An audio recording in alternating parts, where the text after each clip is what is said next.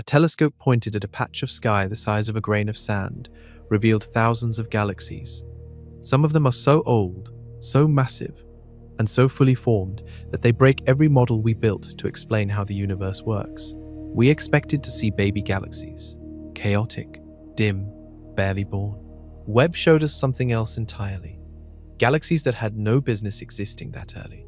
If you find that unsettling, subscribe, because what we found goes much deeper. Prepare yourselves, we begin. The image came back on July 12, 2022, and the room went quiet. NASA had promised something extraordinary. Decades of engineering, $10 billion, and a mirror the size of a tennis court, folded into a rocket and launched toward a point in space 1 million miles from Earth. Astronomers have been waiting for this moment for over 20 years. They had their predictions ready, their simulations printed, their expectations firmly in place. And then the first image loaded. It showed a patch of sky so small that if you held a grain of sand at arm's length, that grain would cover it completely. Inside that grain of sky, there were thousands of galaxies, spirals, ellipticals, smeared arcs of light bent by gravity, galaxies so far away their light left before complex life existed anywhere we know of. All of it sharp, all of it real, all of it captured in roughly 12 hours of observation. The crowd applauded, but among the scientists, something else was happening underneath the celebration. The colors were wrong, the distances were wrong, the sizes were wrong. Several galaxies in that first image were already triggering quiet alarms in the minds of cosmologists who knew exactly what the numbers meant. Here is what they expected. When you look deep into space, you look back in time. Light travels fast, but the universe is vast. The light-reaching web from the most distant objects left its source billions of years ago. Astronomers expected that the further back they looked, the younger and messier everything would appear. Tiny proto-galaxies, irregular clumps of gas just beginning to collapse, faint, chaotic structures, slowly pulling themselves together under gravity. That was the prediction, built on decades of theory, and confirmed, or so everyone thought, by the older Hubble Space Telescope. Webb's infrared eyes could see further and sharper than Hubble ever could. The plan was to confirm the model, fill in the gaps, and study the first generation of stars and galaxies forming in the infant universe. Instead, the images showed galaxies that looked ancient, structured, massive, fully assembled at distances that placed them impossibly early in cosmic time. One researcher described the experience as looking at a crime scene where the body is 100 years old, but the building it was found in was only constructed last week. The timeline refuses to add up. The James Webb Space Telescope sees an infrared light which is invisible to human eyes. This matters because the universe is expanding, and as it expands, light stretches. The further away a galaxy is, the more its light stretches into infrared wavelengths by the time it reaches us. Webb was designed precisely to catch that stretched light, to peer into an era Hubble could only glimpse at the edge of its vision. What Webb saw in those first hours was the beginning of a crisis in cosmology. Scientists did not panic publicly. Science rarely works that way. Papers began circulating. Teams started double-checking calibrations. Surely there was an error somewhere. A miscalculation. A contaminated dataset. The instruments were brand new after all. Maybe the redshift measurements needed refinement. Maybe the brightness estimates were off. But the checks came back clean. The numbers held. And the galaxies in that first image were exactly where they appeared to be. Something in our model of the universe was wrong. The question was how wrong. And as more images came in over the following months, it became clear that the first deep field was not an anomaly. It was a preview, because sitting inside that data, almost unnoticed at first, were galaxies so old they predated what physics said was possible. And understanding why requires going back to the very beginning of everything. Before Webb broke the model was beautiful. Cosmologists had spent decades building a precise, elegant picture of how the universe went from a hot, featureless explosion to the structured cosmic web we live inside today. It had a name: lambda cold dark matter. And for a long time, it worked almost perfectly. Here is how the story was supposed to go. The Big Bang happened roughly 13.8 billion years ago. For the first few 100 million years, the universe was a sea of hot gas, mostly hydrogen and helium, with no stars and no galaxies. Gravity was the only sculptor, and gravity, given enough time, pulls things together. Spread through that early gas was a mysterious substance called dark matter. You cannot see it, touch it, or detect it directly, but it has gravity, and that gravity created invisible scaffolding across the early universe. Regions where dark matter clumped slightly denser than their surroundings began pulling in regular matter, hydrogen and helium, toward them. Over tens of millions of years, that gas compressed, heated up, and eventually ignited into the first stars. Those first stars lived fast and died violently. Their explosions scattered heavier elements into the surrounding gas. More gas collapsed. More stars formed. Slowly, over hundreds of millions of years, clusters of stars began merging, growing, and organizing into the first primitive galaxies. The key word in that entire sequence is slowly. Galaxy formation, according to the model, is a gradual process. A galaxy the size of our Milky Way takes billions of years to build. It requires multiple generations of stars to live and die, countless mergers between smaller systems, and a steady accumulation of mass over cosmic time. You cannot rush it. The physics does not allow shortcuts. Astronomers knew this. They built it into every simulation they ran, and when they pointed Hubble into deep space and saw increasingly small, irregular, chaotic galaxies at greater distances, it confirmed what the model predicted. The universe looked younger the further back you looked. Exactly as expected. Webb was supposed to sharpen that picture. See the very first galaxies just beginning to flicker on. Catch the earliest, messiest stages of galaxy formation in the act. Imagine you are watching a time-lapse of a city being built. You expect to see empty land first, then foundations, then half-finished buildings, then the completed skyline. Webb was designed to show us the empty land and the foundations. Instead, it found skyscrapers. Fully built, fully lit, standing on land that, according to every clock we have, had only just been cleared. The problem is not just philosophical, it is mathematical. The universe has a speed limit for building structure. Dark matter needs time to clump. Gas needs time to cool and collapse. Stars need time to form, live, and die.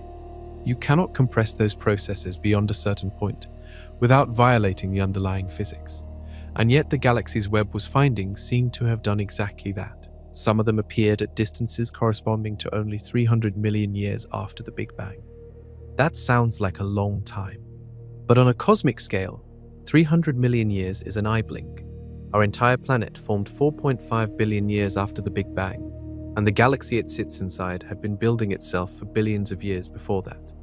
The galaxies Webb found at that early timestamp were enormous. Bright, chemically complex, structured. Every one of those properties requires time. Time the universe had not yet had. The model said these galaxies should look like scattered campfires. Webb found blazing cities, and the deeper astronomers looked, the stranger the story became.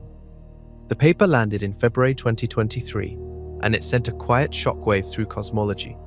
A team of astronomers analyzing Webb's early data had identified 6 galaxies. Each one existed between 500 million and 700 million years after the Big Bang. Each one was enormous. One of them, if the measurements held, contained roughly as many stars as our entire Milky Way galaxy holds today. That alone was alarming. But what made the paper explosive was the phrase the lead researcher chose to describe the finding. He said these galaxies were so massive, so early, that they were, in his words, candidates for breaking the cosmological model entirely. Scientists rarely talk like that. To understand why those 6 galaxies caused such alarm, picture the standard cosmic timeline as a construction project on the world's tightest deadline. You have just received the keys to an empty plot of land. You have 300 million years to build a skyscraper. Every floor requires a specific sequence. Foundation first, structural frame next, floors poured in order, interior work last. You cannot skip steps, you cannot compress the schedule beyond what the materials allow. The galaxies Webb found were finished skyscrapers, standing on land that had barely been cleared. The mass of a galaxy carries a history inside it. Stars take millions of years to form. For a galaxy to contain hundreds of billions of stars, Those stars must have formed over an extended period, gone through multiple generations, and accumulated inside a gravitational structure large enough to hold them. Every shortcut you try to take in that process runs into a hard, physical limit. And yet, there they were. The team ran every check they could. They tested whether the galaxies were at a closer distance than the redshift implied, which would make them smaller and less alarming. The data held. They checked whether the brightness was being amplified by gravitational lensing, where foreground mass bends background light and makes it appear brighter than it is. Some amplification was present, but not nearly enough to explain the discrepancy. They checked whether the mass estimates themselves were somehow inflated by unusual star populations. The corrections were minor. After all checks, the galaxies remained enormous and ancient, and early. One of the six carried a mass roughly 40 billion times greater than our own star. At the time it existed, the universe was roughly 4% of its current age. To put that in human terms, imagine meeting a fully grown adult who claims to be 4 years old. Clothes fitted, vocabulary intact, a career already in progress. The implications split astronomers into two camps almost immediately. One camp argued these galaxies proved the standard model, needed significant revisions, possibly a complete overhaul. The model's predictions for how quickly mass could accumulate into structures was clearly off. The question was how far off, and what the fix looked like. The other camp urged caution. Webb was a new instrument. Its calibrations were still being refined.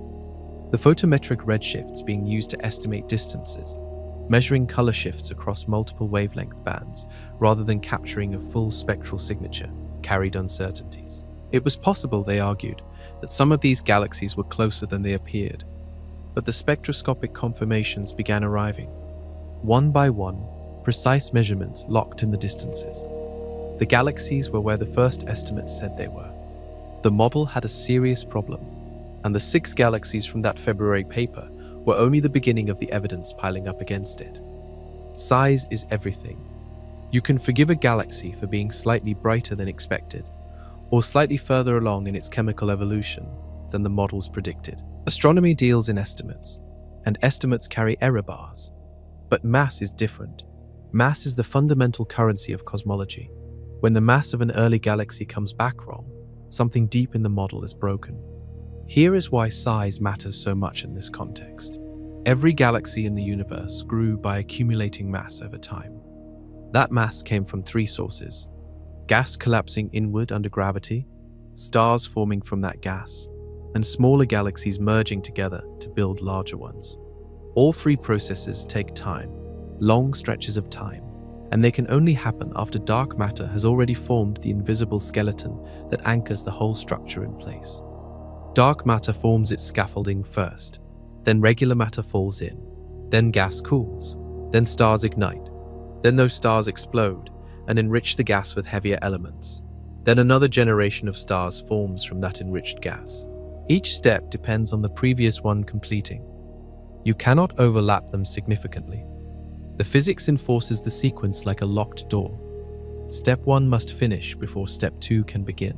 Our own Milky Way is a useful measuring stick. It contains somewhere between 200 billion and 400 billion stars. Astronomers estimate it took roughly 10 billion years to build to its current size. That timeline is consistent with the model. It lines up with the dark matter scaffolding, the merger history, the observed chemical gradients inside the galaxy. Everything fits. Now take one of the massive early galaxies Webb identified. Place it at a point in cosmic time when the universe was only 300 to 500 million years old. Give it a stellar mass comparable to the Milky Way, or in some cases, significantly larger.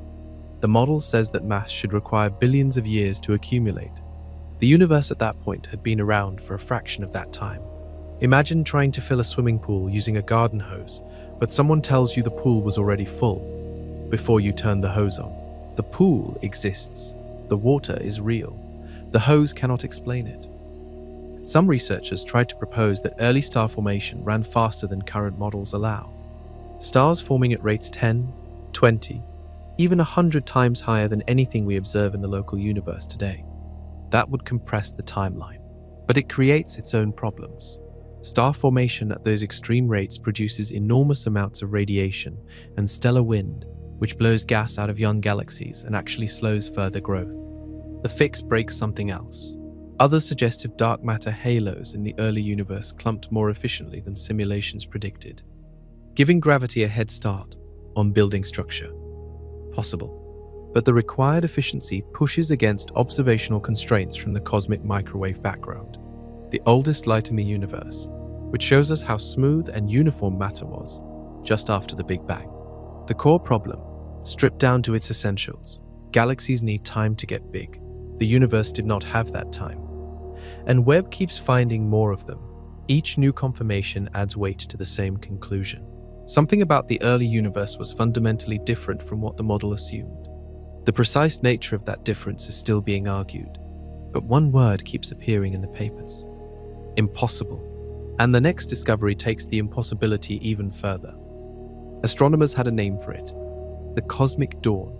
It referred to the era when the first stars switched on, somewhere between 100 million and 500 million years after the Big Bang. Before that moment, the universe was dark. Literally. No stars, no galaxies, just a thin fog of hydrogen gas, slowly cooling in the expanding blackness, and the invisible architecture of dark matter quietly pulling matter toward its densest points. The cosmic dawn was supposed to be the universe's rough draft, messy, tentative, the first fragile sparks of starlight in a universe-wide darkness, scattered and dim, struggling to hold together against the forces trying to tear them apart.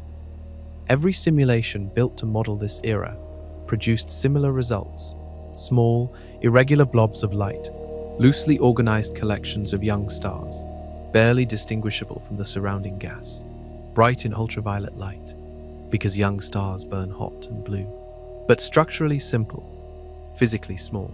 The first hesitant brushstrokes of a painting that would take billions of years to complete. Webb was pointed straight at that era, and the images that came back looked like someone had replaced the rough draft with a finished manuscript. One of the most striking findings involved not just individual galaxies, but the variety of galaxy types present at that early date. The standard model predicts a narrow range of structures during cosmic dawn. You expect young, irregular, gas-rich systems, possibly some early ellipticals beginning to take shape. The range of possible forms is limited because there simply has not been enough time for different evolutionary paths to diverge very far. Webb found spirals, disks, barred structures, smooth ellipticals already depleted of star-forming gas.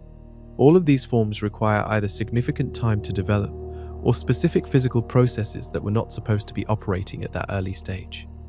One team, examining a sample of early galaxies, found that the structural diversity they observed matched what the standard model predicted for galaxies roughly 3 billion years more evolved.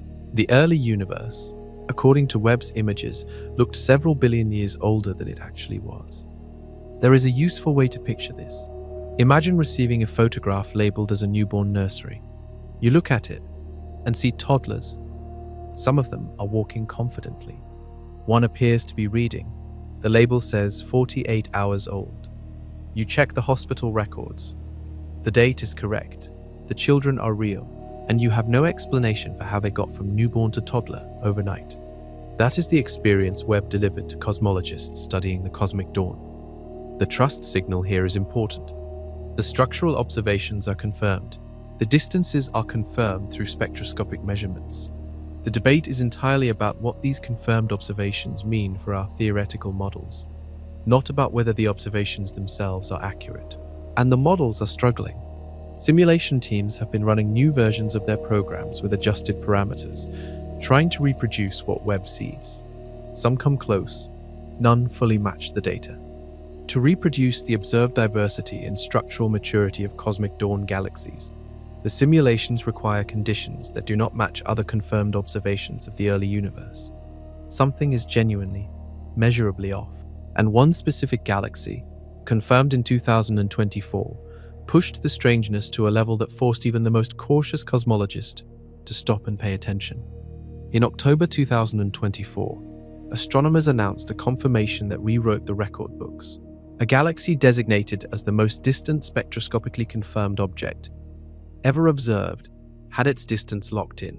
The light reaching Webb from this galaxy left its source roughly 13.4 billion years ago. The universe at that moment was only 300 million years old. 2% of its current age. The galaxy itself is not enormous by modern standards. Compared to the giants that dominate today's universe, it is relatively compact, but that is almost beside the point. The unsettling thing about this galaxy is its light. Specifically, the kind of light it is producing. When astronomers analyzed the spectrum of this galaxy, they found strong emission lines indicating active, vigorous star formation. Stars were forming inside this galaxy at a rapid rate. That alone is expected for young galaxies. Young galaxies burn fast, but alongside the star formation signal, there were also chemical signatures, evidence of elements heavier than hydrogen and helium already present inside this galaxy. Heavier elements, everything beyond hydrogen and helium on the periodic table, only form inside stars. They are forged in stellar cores over millions of years and released into space when those stars explode. For a galaxy at this distance, at this age, to already contain detectable quantities of heavier elements, it means that at least one full generation of stars had already lived, burned through its fuel, and died before this galaxy even appears in our data. That chain of events takes time, minimum tens of millions of years, possibly longer, and this galaxy already existed at 300 million years after the Big Bang, which means the stellar generation before it, the one that produced those chemical signatures, had to have formed and completed its entire life cycle even earlier. We are looking at evidence of a generation of stars we have never directly observed, whose existence we can only infer from the chemical fingerprint they left behind. The light from this galaxy is unsettling precisely because it is a message written by things that no longer exist, transmitted across a distance so vast that by the time we received it, entire civilizations could have risen and collapsed in the time the signal was traveling. And the message says, we were already here. We had already lived. The story started before the chapter you thought was the first one. The confirmed distance, combined with the chemical signatures, sets a hard lower limit on how early star formation must have begun in at least some regions of the early universe. Earlier than any simulation running before Webb's launch predicted. This galaxy is a clue. A piece of evidence pointing at something we have not yet identified. Some process in the very early universe that compressed the timeline of stellar evolution far beyond what the models allow. There is a theory about what that process might involve. It requires imagining a kind of star that no longer exists anywhere in the observable universe. A kind of star so massive, so bright, and so violent that it reshaped everything around it in an extremely short period of time. That story comes next. Before going further, there is one concept worth understanding clearly, because almost every impossible galaxy Webb has found depends on one measurement tool, and understanding that tool is what makes the impossibility real rather than abstract. The tool is redshift. Here is how it works.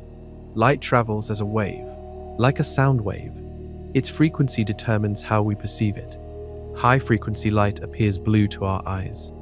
Low-frequency light appears red. When a light source moves away from you, the waves stretch out, shifting toward the red end of the spectrum. When it moves toward you, they compress, shifting toward blue. This is the same effect that makes a passing ambulance's siren drop in pitch as it moves away. Now apply that to the universe.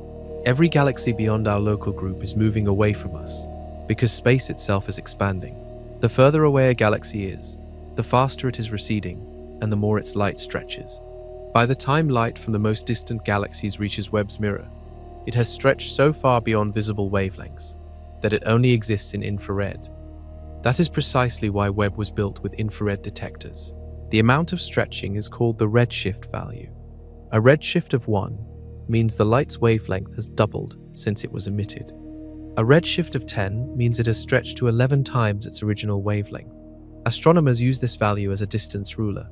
By measuring how much a galaxy's light has stretched, they can calculate how far away it is, and therefore, how long ago that light was emitted. When Webb began returning redshift measurements for early galaxies, many came back with values between 8 and 16. Each step up that scale corresponds to an earlier and earlier period in cosmic time. A redshift of 10 puts a galaxy at roughly 450 million years after the Big Bang. A redshift of 14 pushes it back to around 300 million years. The confirmed galaxy from the previous chapter carries a redshift value above 14. Now here is where the impossibility becomes precise. The early measurements of many Webb targets came back as photometric redshifts. These used multiple images of the same galaxy taken at different wavelengths to estimate the redshift, essentially triangulating the answer from the shape of the light curve. They are fast and useful, but they carry error ranges. The spectroscopic conformations are the gold standard. They spread the galaxy's light into a full spectrum and identify specific chemical fingerprints. Those fingerprints only appear at exact wavelengths in the lab. How far they have shifted from those exact wavelengths gives a precise confirmed redshift value. When spectroscopic confirmations started coming in for Webb's early galaxy candidates, the expectation inside the community was that some of the most extreme photometric estimates would soften. The error bars would shrink toward more reasonable distances. The most alarming cases would turn out to be closer than initially measured. The opposite happened. Several targets came back with confirmed redshifts, at or exceeding the photometric estimates. The galaxies were as far away as feared, or further, and at those distances, with those confirmed ages, their masses and brightness levels remained as alarming as the first measurements suggested. The ruler works. The distances are real. The numbers are not coming back wrong because of measurement error. They are coming back impossible because the universe in its early chapters behaved in ways our model did not predict. And the next layer of strangeness does not involve distance at all. It involves what is inside these galaxies. Specifically, the age of the stars already living in them when Webb caught their light. This is the detail that stopped many researchers cold.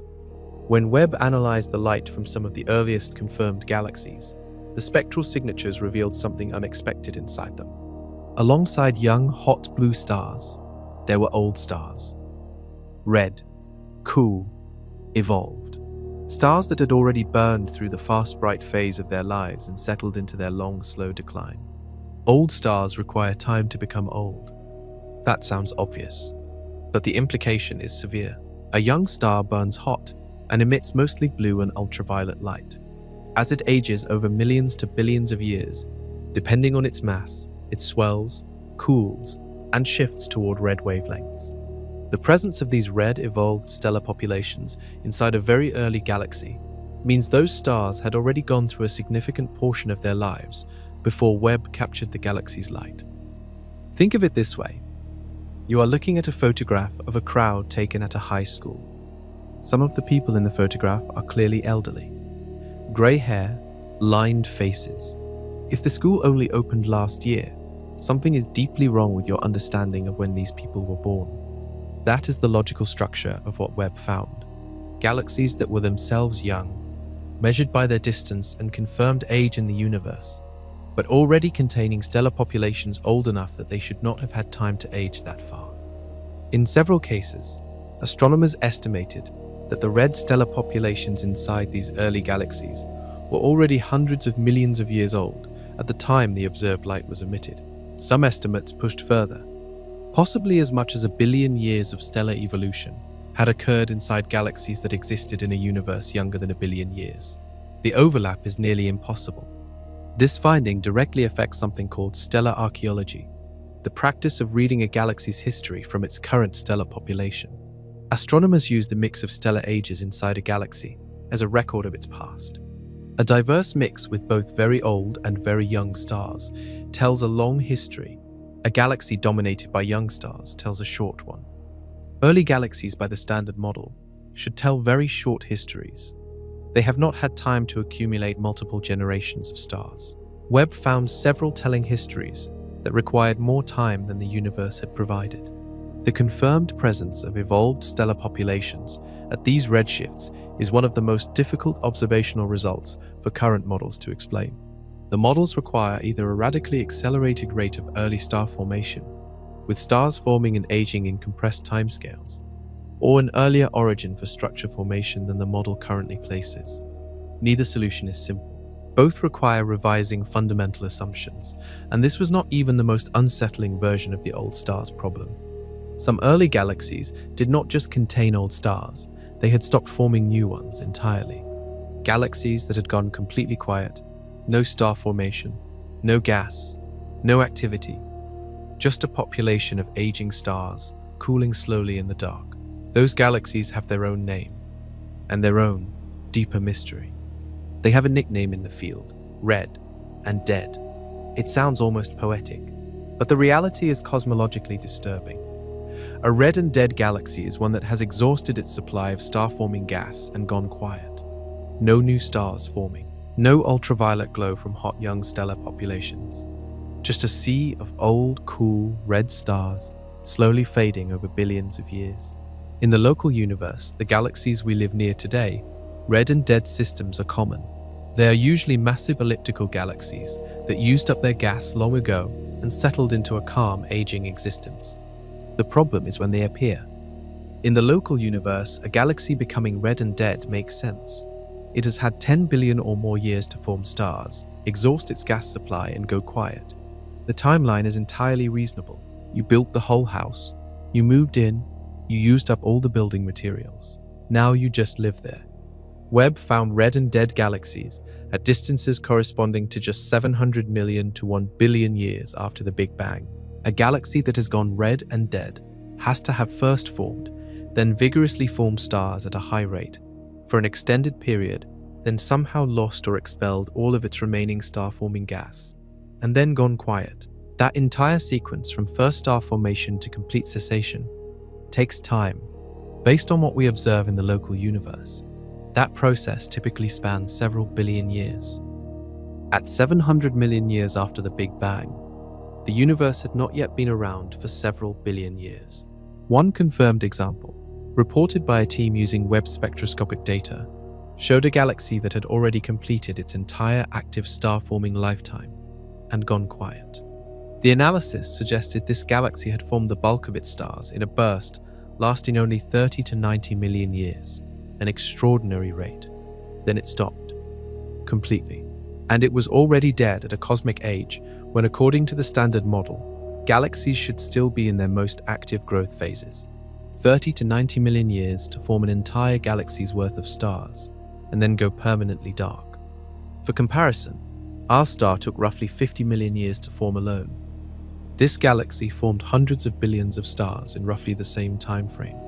The intensity required is almost incomprehensible. There is a mechanism that can drive a galaxy quiet. Feedback from a supermassive black hole at its center. When a black hole grows large enough and feeds actively enough, it blasts energy and radiation into the surrounding galaxy, with such force that it heats and disperses the star-forming gas, shutting down stellar nurseries across the entire system. This process, called quenching, is observed in the local universe and is a standard part of galaxy evolution models. But those models place quenching late in galaxy evolution, after a long period of black hole growth. At 700 million years after the Big Bang, the black holes themselves should still be small, too small to quench an entire galaxy, unless the black holes were already enormous. And that is exactly what Webb found next. The backbone of every galaxy is invisible. You cannot photograph dark matter. You cannot weigh it directly. Every detector ever built to catch a dark matter particle has come up empty. And yet cosmologists are deeply confident it exists, because without it, nothing in the universe makes structural sense. Galaxies spin in ways that require far more mass than their visible stars can provide. Galaxy clusters bend light in ways that demand invisible mass. The entire large-scale structure of the cosmic web, the vast network of filaments and voids that organizes the universe, matches simulations only when dark matter is included. Under the standard model, dark matter is the first actor in the galaxy formation story. In the hot, early universe, dark matter began clumping into what cosmologists call halos, invisible knots of gravitational influence.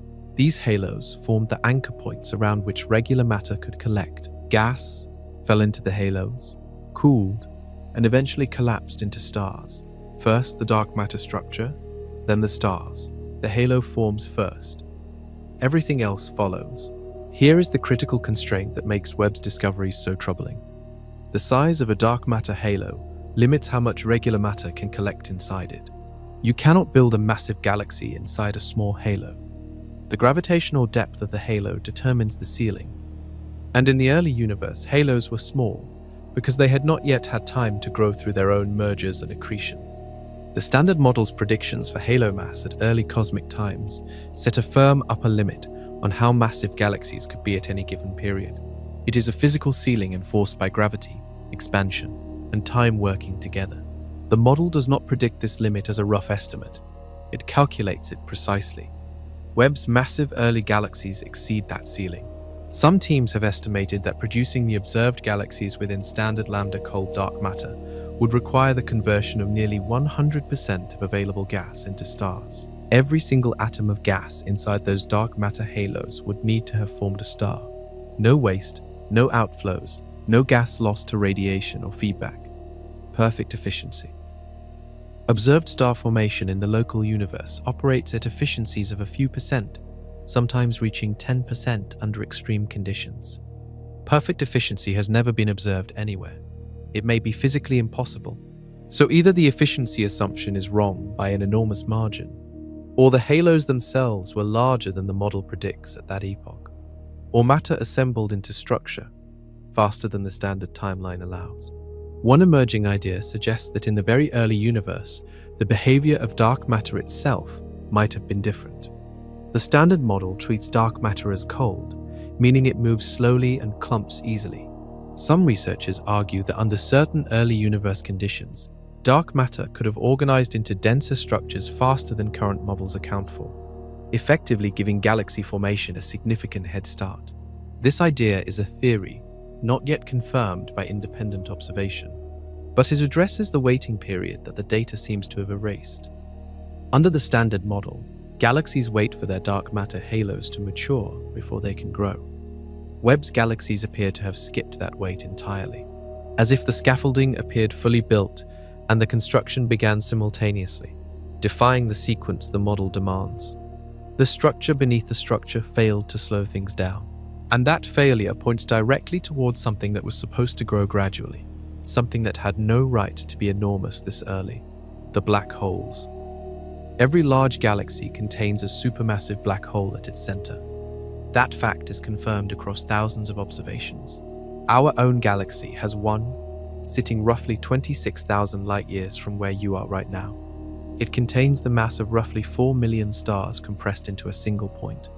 And by galactic standards, it is considered modest. The supermassive black holes at the centers of some galaxies reach masses of billions of stellar masses. The most extreme confirmed examples push toward tens of billions. These are the gravitational engines that sometimes power the brightest objects in the universe, blazing cores called quasars, where infalling matter heats to extreme temperatures and blazes across billions of light years. Under the Standard Model, supermassive black holes grow gradually. They start as smaller black holes, potentially remnants of the first generation of massive stars, and accumulate mass over time by swallowing gas, dust, and other matter. The growth is bounded by something called the Eddington limit, a natural ceiling on how fast a black hole can feed before the radiation it produces pushes infalling matter back out. At the Eddington limit, a black hole can roughly double its mass over roughly 45 million years. That sounds fast, but to grow from a stellar mass black hole of perhaps a few hundred solar masses to a supermassive black hole of 1 billion solar masses requires roughly 1 billion years of sustained feeding at the Eddington limit. That is the minimum timeline, with no interruptions and maximum possible efficiency. Webb found a quasar, an actively feeding supermassive black hole, at a distance placing it just over 600 million years after the Big Bang. The black hole powering it had already accumulated a mass of roughly 1.6 billion solar masses. 600 million years into a process that takes a minimum of 1 billion years. One analysis put the problem bluntly. If this black hole formed from a stellar mass seed and fed continuously at the Eddington limit from the first possible moment after the Big Bang, the math still does not reach the observed mass in the available time. There are proposed solutions. One involves what cosmologists call heavy seeds. The idea that in the very early universe, some regions of dense gas collapse directly into black holes with masses of tens of thousands to hundreds of thousands of solar masses, skipping the stellar phase entirely. This direct collapse scenario bypasses the slow growth problem by starting with a dramatically larger seed. Direct collapse is a theory, a compelling one, supported by some indirect evidence. But astronomers have not yet directly observed a direct collapsed black hole in formation. Webb is searching for them. Another proposal involves periods of super Eddington accretion, where a black hole feeds beyond the theoretical limit during brief intense episodes. Some observations in the local universe hint this may occur, but sustained super Eddington growth over cosmic timescales remains unconfirmed. The confirmed fact is this: Webb has found supermassive black holes that are too massive for the time they occupy. Multiple examples, at multiple distances, all confirmed spectroscopically. And those black holes may be responsible for something even more baffling about the early universe's brightest galaxies. Light tells stories. The brightness of a galaxy tells you how many stars it has, how actively it is forming new ones, and roughly what kind of stellar population it contains. Astronomers have calibrated these relationships carefully over decades, measuring thousands of galaxies across cosmic time. The relationship between mass and brightness, called the mass-to-light ratio, is one of the most reliable tools in observational cosmology. Webb broke it. When astronomers measured the brightness of early galaxies and compared it to their estimated masses, the numbers came back wrong. The galaxies were too bright, significantly systematically too bright across a large sample. Some were producing between 5 and 10 times more ultraviolet light than their estimated stellar masses should allow. A galaxy generating 10 times more light than its mass predicts is not a calibration issue. It is a statement about physics. Either the mass estimates are severely wrong, or the stars inside these galaxies are producing light far more efficiently than stars do anywhere in the local universe. The first option, wrong mass estimates, was investigated carefully. Mass estimates for distant galaxies rely on modeling the spectral energy distribution, the total light output across all wavelengths, and comparing it to stellar population models. These models have uncertainties, but those uncertainties are well characterized. The excess brightness in Webb's early galaxies exceeded the uncertainty ranges by significant margins. The second option leads somewhere genuinely interesting. Stars produce light through nuclear fusion. The efficiency of that process depends heavily on the mass and chemical composition of the star. Massive stars burn hotter and brighter relative to their mass than smaller stars do. And the chemical composition matters because heavier elements, anything beyond hydrogen and helium, affect how energy moves through a star's interior, and ultimately how much light escapes. The very first stars in the universe, formed from pure hydrogen and helium before any heavier elements existed, would have been fundamentally different from any star alive today. More massive, on average. Hotter. Far more luminous per unit of mass. They are called population 3 stars, and astronomers have been searching for direct evidence of them since the concept was first proposed. Webb has not yet directly observed a population 3 star, but the excess brightness of early galaxies is one of the strongest indirect signals that these extreme early stars may have dominated the first generations of stellar populations. Galaxies packed with population 3 stars would blaze with light far beyond what their mass would predict under current stellar models. This is still a leading theory, confirmed by multiple independent teams as a plausible explanation for the luminosity excess. Direct confirmation awaits deeper observations. But the brightness problem does more than hint at unusual stars. It exposes a crack in the standard model, wide enough to drive a significant theoretical revision through. And that revision, when it comes, will have to confront not just the brightness numbers, but the specific type of light these galaxies are pouring into space. Because the most dramatic signal is not visible light, it is ultraviolet. And the ultraviolet output of early galaxies is the single most disruptive measurement Webb has delivered. Picture the universe at 100 million years old. No stars yet, no galaxies, just hydrogen and helium gas, cooling slowly in the dark, falling toward the densest knots of dark matter gravity, had spent millions of years building. The first gravitational traps are set. The gas is beginning to compress. Now picture that gas igniting. The first stars in the universe formed from material unlike anything that exists today.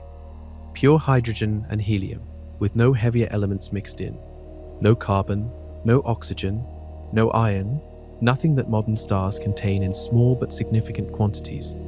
This chemical purity had a profound physical effect on how those stars formed. In modern star formation, heavier elements act as cooling agents. When gas clouds collapse under gravity, they heat up. Heavy elements radiate that heat away, efficiently, allowing the cloud to cool and fragment into smaller pieces, which each collapse into individual stars of modest mass. The heavy elements put a natural brake on how big any single star can grow. Without those heavy elements, the early gas clouds could not cool efficiently. They fragmented less. The pieces that collapsed were larger, far larger. The result, according to theoretical models, was stars of extraordinary mass, potentially hundreds of times the mass of our own star. Some models predict these population 3 stars could have reached thousands of solar masses, though this remains actively debated. At those masses, they would have burned at temperatures and luminosities that dwarf anything observable in the modern universe. A single population 3 star could have outshone entire young galaxies, and they would have lived fast. The most massive stars burn through their fuel quickly. A star with 100 times average mass might exhaust itself in a few million years, compared to the billions of years a modest star like ours spends on the main sequence. Population 3 stars would have blazed, exploded as the most powerful supernovae ever seen, and seeded the universe with the first heavy elements, all within an eye blink of cosmic time. Their deaths would have been as important as their lives. Those supernovae scattered carbon, oxygen, nitrogen, and heavier elements into the surrounding gas for the first time. The next generation of stars formed from that enriched gas, and the generation after that, each explosion adding more complexity to the chemical inventory of the universe. This is why the chemical signatures Webb finds in early galaxies matter so much. Every detection of heavy elements at extreme distances is evidence of population 3 stars doing their work. We read their biography in the debris they left behind. Webb has not yet captured a confirmed image of a population 3 star. They are almost certainly extinct. The universe ran out of chemically pristine gas long ago, and no region is known to contain the conditions needed to form them today. What Webb is hunting for are galaxies so early, so close to the first light, that their spectra show the characteristic emission signatures of population 3, stellar populations. Several candidate signals have appeared in Webb's data. A few are intriguing enough that dedicated follow-up observations are underway.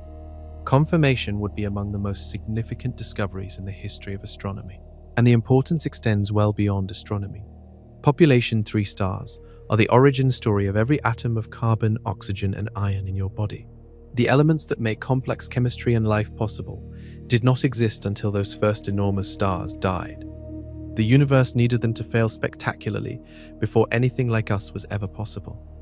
That debt runs in both directions, and the evidence for how it was paid is reshaping a theoretical framework that had stood unchallenged for decades. For roughly 30 years, one theoretical framework has dominated cosmology: the lambda, cold, dark matter model. Cosmologists call it lambda CDM. It describes how the universe evolved from the Big Bang to today, incorporating dark matter, dark energy, the expansion of space, and the formation of large-scale structure. It makes precise predictions, and across an enormous range of observations, it has held up with remarkable accuracy. The cosmic microwave background, the oldest light in the universe, matches lambda CDM predictions to extraordinary precision. The distribution of galaxies across vast cosmic distances matches the model's predictions for how matter clustered under gravity over billions of years. The abundance of light elements in the universe matches the model's predictions for what the Big Bang should have produced. Across these and many other tests, lambda CDM performed like a well-calibrated instrument. Then Webb started returning data from the early universe. The tension between Webb's observations and lambda CDM predictions is real, confirmed, and currently unresolved. The question is whether it represents a need for small adjustments within the existing framework, or a signal that the framework itself requires fundamental revision. The adjustments camp argues that some parameters within lambda CDM can be tuned to accommodate early galaxy formation. Perhaps star formation efficiency was genuinely higher in the early universe. Perhaps some feedback mechanisms operated differently under early universe conditions. The model allows some flexibility, and these adjustments might be enough to close the gap. The revision camp argues the gap is too wide. The sheer number of confirmed massive early galaxies, the presence of evolved stellar populations at extreme distances, the brightness excess, the oversized black holes, and the red and dead systems all point in the same direction. The early universe formed structure faster, more efficiently, and more completely than lambda CDM predicted. And the deviation is not marginal. One useful analogy is a clinical trial where the results come back consistently outside the predicted range. A single outlier gets noted.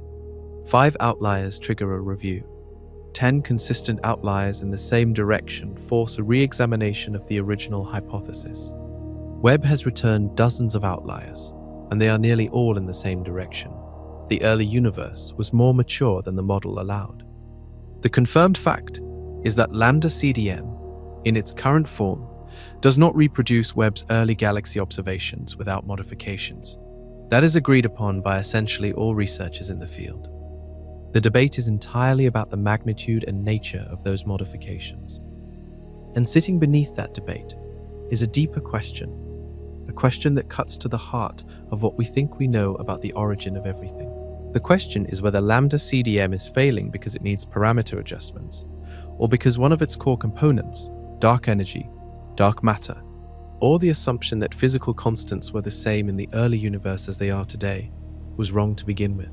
Some cosmologists have begun looking at that last possibility very seriously, and what they are finding, piece by piece, may reframe every answer Webb has provided. Science rarely breaks loudly. The textbooks do not get rewritten overnight. The model does not collapse in a single press conference. What actually happens is a quieter process. A small group of researchers begins circulating a paper that makes an uncomfortable argument. Other researchers read it with skepticism. They try to find the error. They cannot quite find it. A few more papers appear, reaching the same conclusion from different angles. The argument begins gathering weight. That is the process currently underway in cosmology. The argument is specific. Galaxy formation in the early universe ran significantly faster than the standard model allows. The evidence for this conclusion comes from multiple, independent measurement techniques, applies to a statistically significant sample of objects, and survives the calibration checks that were supposed to explain it away. The uncomfortable implication is that something about the early universe's physical environment differed from what lambda CDM assumes. Several specific proposals have emerged. One involves the behavior of dark matter at early times. Standard lambda CDM treats dark matter as cold and collision-free, meaning it does not interact with itself or with regular matter, except through gravity. But some models of dark matter allow for weak self-interactions. Even a small level of dark matter self-interaction could cause it to clump more efficiently in the early universe, building larger halos faster and giving galaxy formation a significant head start. This idea, called self-interacting dark matter, has been around for decades, but Webb's observations have pushed it back to the center of discussion because the head start it provides is exactly the kind needed to reconcile the early galaxy masses with an otherwise intact cosmological timeline. Another proposal revisits the concept of primordial black holes. Under certain early universe conditions, density fluctuations in the hot plasma of the infant universe could have been large enough to collapse directly into black holes before any stars formed. These primordial black holes, if they existed with the right mass distribution, could have seeded the formation of early galaxies more efficiently than dark matter halos alone, providing both the gravitational anchor and the central black hole seed simultaneously. Primordial black holes are a theory with ongoing observational tests. Webb itself is part of those tests, searching for specific signatures that would confirm or rule out the primordial black hole scenario for galaxy seeding. A third group of researchers has taken a more radical position. They argue that the star formation rate in the early universe was simply higher than any local observation would suggest, driven by conditions that no longer exist. Dense, metal-poor gas under extreme gravitational compression in halos more concentrated than lambda CDM predicts, could have formed stars with an efficiency approaching values the model treats as physically unreachable. Each of these proposals touches a different piece of the standard model. Each is a targeted adjustment rather than a wholesale replacement. But they all share a common feature. They require the early universe to have operated under conditions meaningfully different from those the standard model assumes. And one of the most striking pieces of evidence for that difference is not in the galaxies themselves, it is in what sits between them. A discovery so geometrically wrong, so spatially impossible at its confirmed distance, that it forced an entirely separate line of theoretical emergency. Galaxy clusters are the largest gravitational structures in the universe, collections of hundreds or even thousands of galaxies, bound together by gravity and embedded in vast clouds of superheated gas, sitting inside enormous dark matter halos that can span tens of millions of light years. They are the endpoints of cosmic structure formation, the biggest things gravity has ever built, and they take a very long time to build. Under lambda CDM, the timeline for cluster formation is well established. Small dark matter halos form first. They merge into larger halos. Those larger halos merge again. Over billions of years, this hierarchical process builds progressively larger structures, culminating eventually in the massive clusters observed in the local and intermediate distance universe. The process is slow by design. Gravity is patient. Mergers take time. The earliest galaxy clusters in the standard model should appear at roughly 2 to 3 billion years after the Big Bang. Before that, the structures needed to anchor a full cluster simply have not had time to grow through the required sequence of mergers.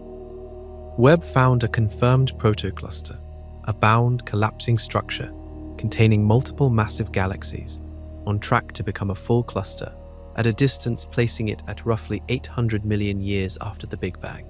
800 million years, more than a billion years before the model's earliest predicted cluster formation time. The structure contains several spectroscopically confirmed galaxies within a small region of space, moving with velocities consistent with gravitational binding. The galaxies themselves were already massive. The gas surrounding them showed the early signs of the superheated intracluster medium that defines mature clusters in the local universe. Everything about the structure read as a cluster at an age when clusters should not have existed.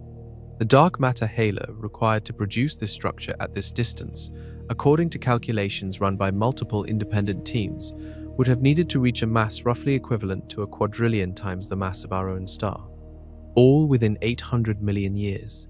Under standard lambda CDM, halos of that mass are simply not predicted to exist that early. The mergers needed to build them had not had time to complete. One team described the situation as finding a fully formed mountain range on a planet that had only just cooled from molten rock. The timescale for the geology does not fit the age of the terrain. The cluster finding amplifies every concern raised by individual early galaxies. Galaxy formation being anomalously fast could in theory be explained by local conditions. Unusual gas concentrations, rare but possible density peaks in the early universe. But a full protocluster requires coordinated large-scale structure formation across a volume of space hundreds of millions of light years across. Local explanations do not reach that scale. The finding requires the large-scale matter distribution of the early universe to have been more concentrated, more organized, and more advanced than lambda CDM's initial conditions predict. That goes beyond galaxy formation physics and touches the very starting conditions of the universe. And there is one more structural finding from Webb that deepens the problem further, because it is not just the size and age of early galaxies that the model gets wrong, it is their shape. And the shape problem turns out to be one of the strangest pieces of evidence yet. Simulations predicted chaos. When cosmologists modeled the very first galaxies forming in the early universe, the results were consistent across virtually every simulation platform. Young, early galaxies should be irregular, chaotic, asymmetric structures. Blobs of star formation loosely organized around gravitational centers, constantly disrupted by mergers, gas inflows, and violent stellar feedback. The smooth, ordered shapes that characterize galaxies in the local universe, spirals with elegant arms, smooth ellipticals with clean light profiles, were supposed to be the product of billions of years of gravitational settling and quiet evolution. Early galaxies, by every prediction, should look like the universe's rough drafts. Webb showed something different. When astronomers began analyzing the morphologies, the structural shapes of early galaxies in Webb's images, they encountered a population dominated by a specific form: flat, elongated disks, not the rotationally symmetric spirals of mature galaxies, but thin, extended structures, like a lens or a flattened oval, with the bulk of their stellar mass arranged along a single plane.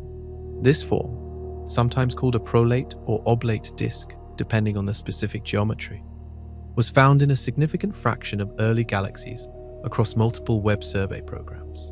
One survey found that thin disk structures made up a substantially larger share of early galaxy morphologies than any simulation had predicted.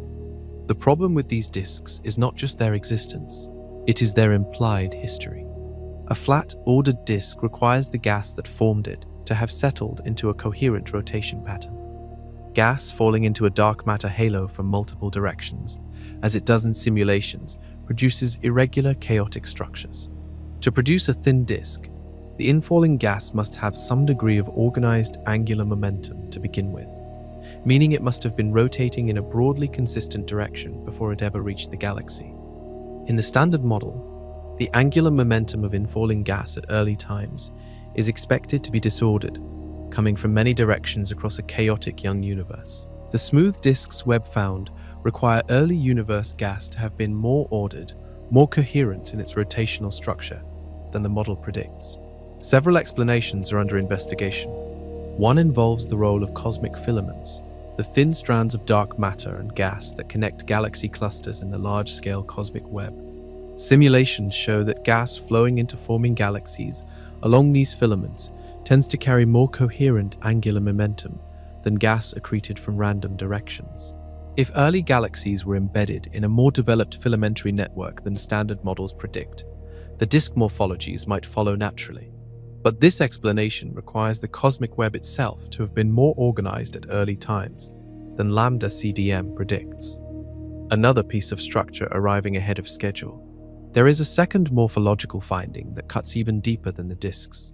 Because among the flat, elongated structures Webb catalogued in the early universe, several showed something that had no business being there at all: spiral arms. Fully developed, sweeping spiral structures in galaxies existing at a time when the standard model says spiral formation had barely begun. And the implications of those arms reach into the deepest assumptions of how galaxies evolve. Spiral arms take time. That is not an assumption. It is a physical consequence of how disk galaxies work. A spiral arm is a density wave, a region of compressed gas and stars that sweeps through a rotating galactic disk like a slow-moving traffic jam on a circular highway. The cars keep moving through the jam, but the jam itself persists. For that wave pattern to establish itself, the disk must have been rotating long enough for the density pattern to organize, reinforce, and stabilize across the full width of the galaxy. Estimates for how long that process takes in the local universe range from several 100 million to over 1 billion years after a disk first forms. You need the disk first. Then you need it to rotate. Then the wave pattern gradually emerges from small gravitational perturbations as the disk matures. Webb found spiral structure in galaxies at distances corresponding to less than 1 billion years after the Big Bang. One confirmed example, identified in early Webb survey data, showed clear spiral features at a redshift placing it roughly 2 to 3 billion years after the Big Bang. That was already surprising, but deeper surveys pushed the finding further back. Candidate spiral structures began appearing at redshifts corresponding to under 1 billion years of cosmic age. Some of the most extreme candidates sit at distances where the universe was younger than the minimum formation time for spiral arms, according to the standard timeline. The confirmed cases at 2 to 3 billion years are already difficult for current models to explain. At those distances, simulations predict that most disk galaxies should still be in the irregular turbulent phase that precedes spiral development.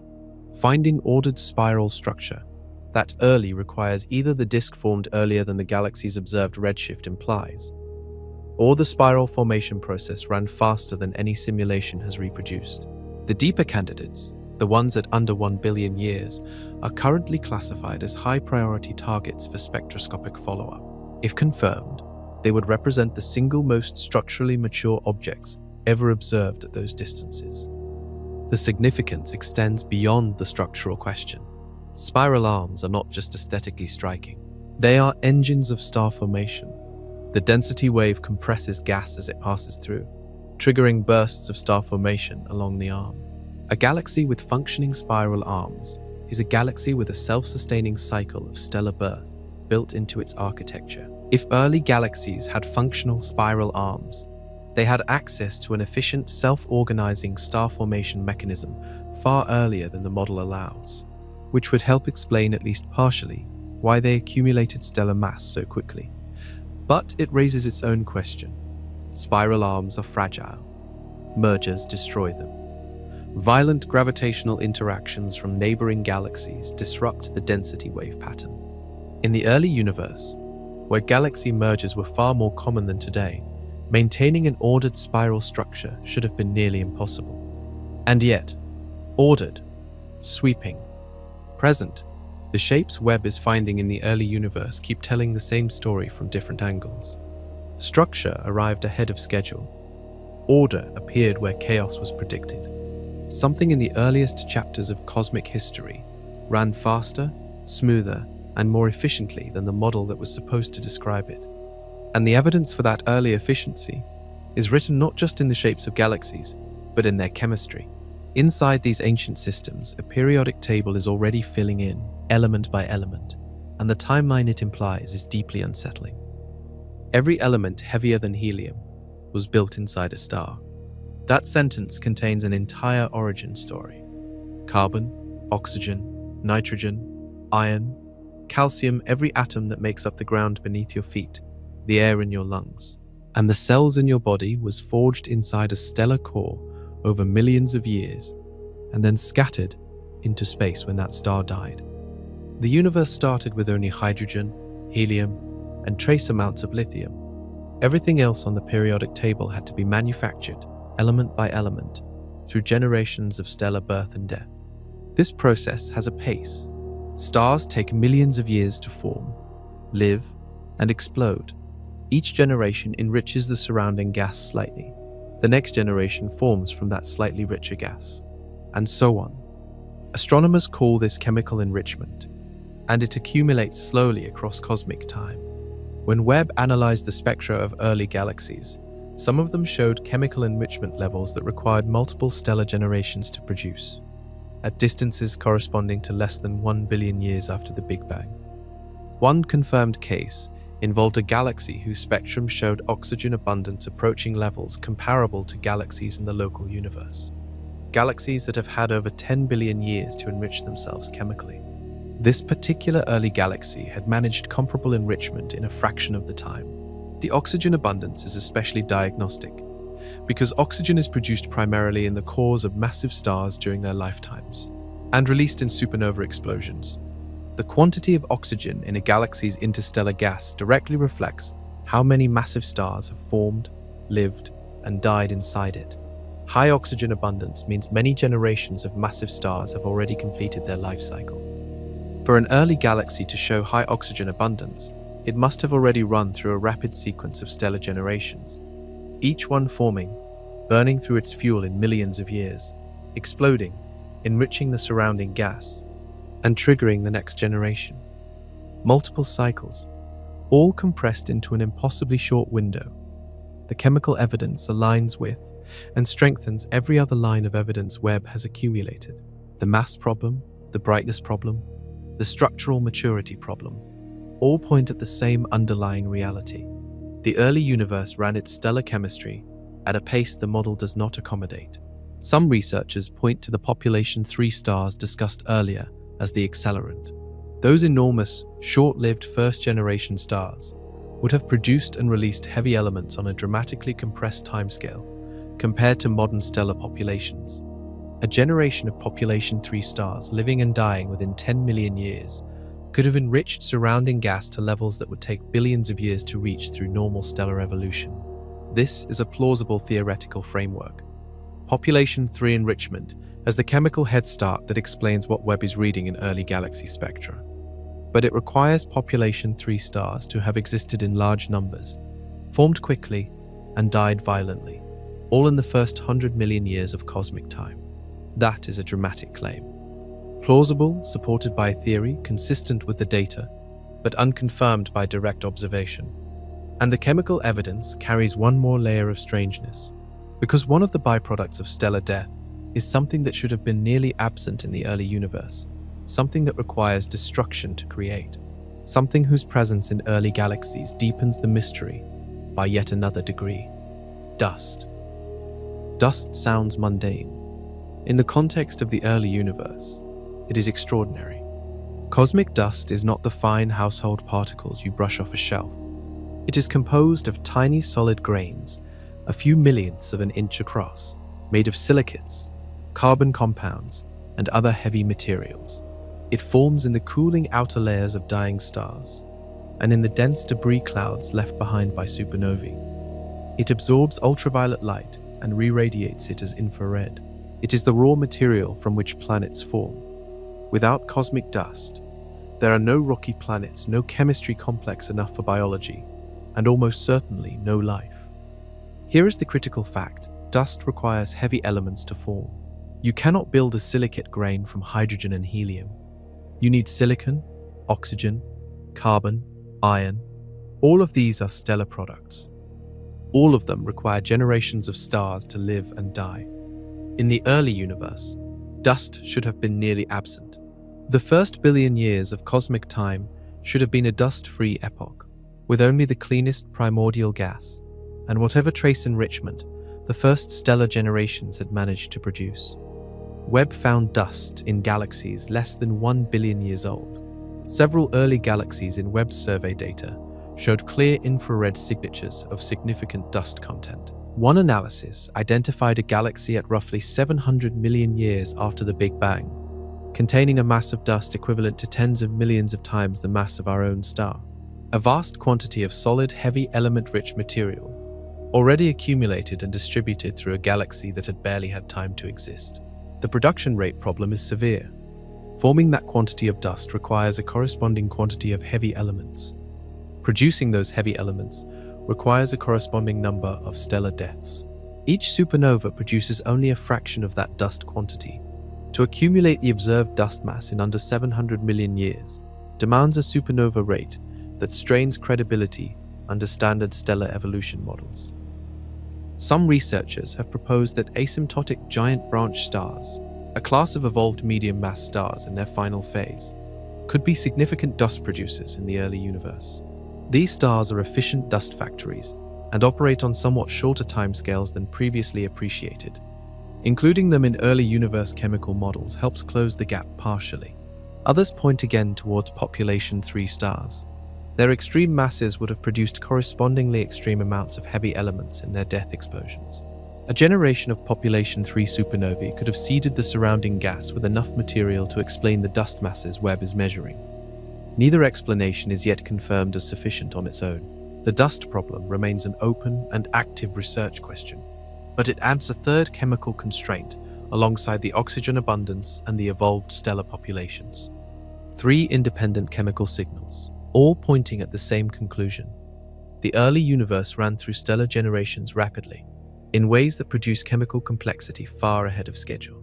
And the weight of that evidence, chemical, structural, and mass-based, has pushed some researchers toward a question that would have seemed professionally dangerous to ask just a decade ago. What if the universe is older than we think? The age of the universe is one of the most precisely measured numbers in all of science: 13.8 billion years. Derived from multiple independent methods, the rate of cosmic expansion measured across thousands of galaxies, the temperature and pattern of the cosmic microwave background, the ages of the oldest stars in globular clusters, and the abundances of light elements produced in the Big Bang. All of these converge on the same answer within a narrow margin. It is one of the most robust results cosmology has ever produced. And yet, a small but growing number of researchers have begun asking whether that age might be wrong. Or more precisely, whether the universe as we measure it today could represent a phase of something older, and whether Webb's impossible early galaxies are pointing toward a cosmic history that began before the event we call the Big Bang. This is a minority position, firmly in theoretical territory, but it is being advanced by credentialed researchers in peer-reviewed publications, so it deserves honest examination. The argument runs as follows.